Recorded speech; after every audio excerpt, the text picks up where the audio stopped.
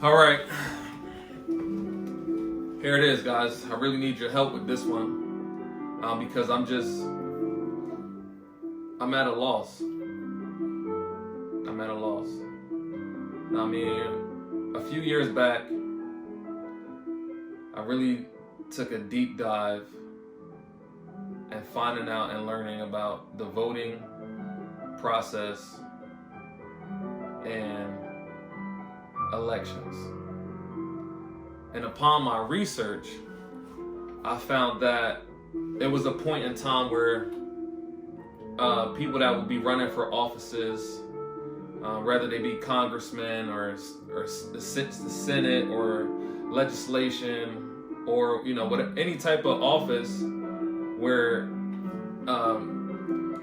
people are voting people into office, it was a point in time that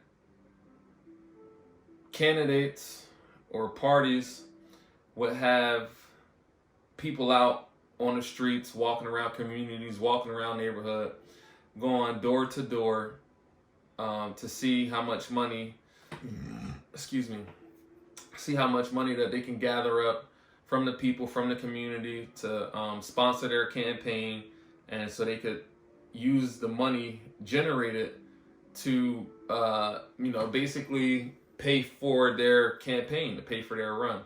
And again, like I said, they would go around door to door and get money from different individuals, different households, and that money would then come back, and then it would be again, like I said, they would use this money for their campaign. But that's not quite how it works anymore today. Today, special interest groups have taken over the government because people are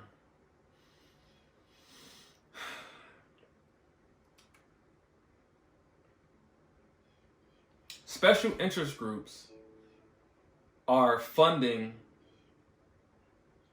candidates,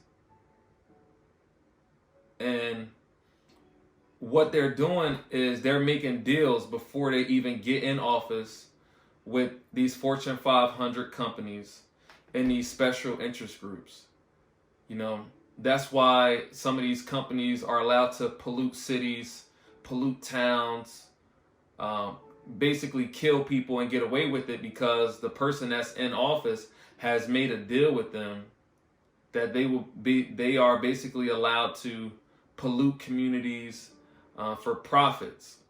So these special interest groups and these Fortune 500 companies will give candidates money for their campaign, and they say, we'll give you an open checkbook, and if you win the election, these are the things that I need from you because I gave you money to get you in office. They're not going door to door no more in the communities and getting money, because they're getting their money straight from the corporations. And in turn, these corporations are killing people for profits. So my question is, what is voting going to do when the elections are paid for by special interest groups and companies? What is voting going to do for the people when the people don't have the money or not able to make the contribution that the special interest groups are making to these candidates? I believe that right now, the world that we live in, the times that we live in right now are